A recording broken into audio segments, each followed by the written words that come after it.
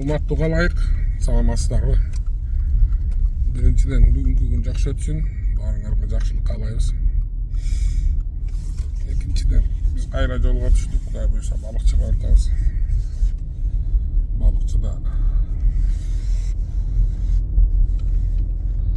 военныйлар жашаган бир үйлөрдүн жылуулук системасын бүгүн Министерство обороны менен чогуу министрибиз менен чогуу карап, ошого кандай жардам беребиз, чыгуу жолдорун издейбиз.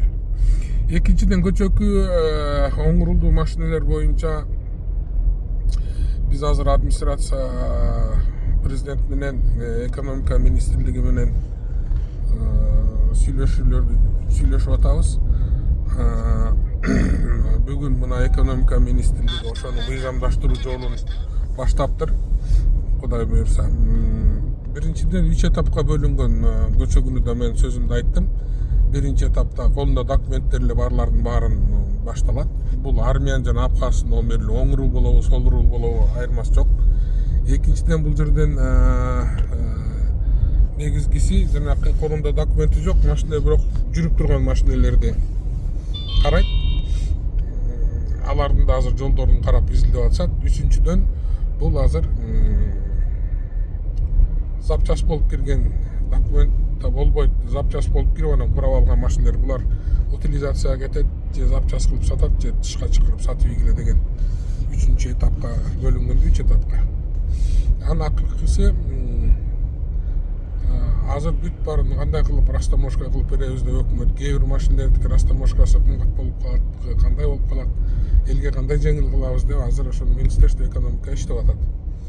Ошондуктан дагы бир жолу сабыр кылууга чакырабыз.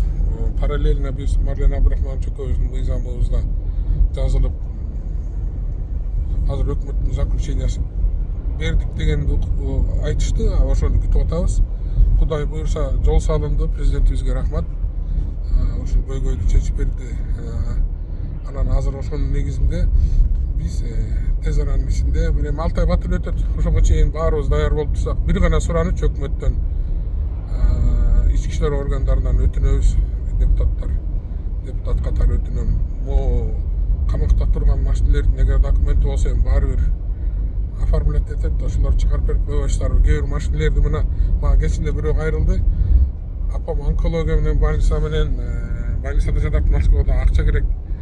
Оң рулдуу машинемди сатайын десем, ошол камакта турат, акча таппайт анбайкей деп. Ушуну бир өкмөт карап берип койсоңуздар, ушу кээ бирөөнү оокаттын кылсын сатып, мына ушундай дары-дармекке ар кайсы акча жетет эле, акча керек эле деп атат. Ушуну бир жагынан карап берип койсоңуздар, камабай эле документи биринчи, экинчи баары бир эме оформлять этишет да, Кудай буюрса ошону колдонгонго уруксаат берип койсоңуздар жакшы болот эле. Чоң рахмат.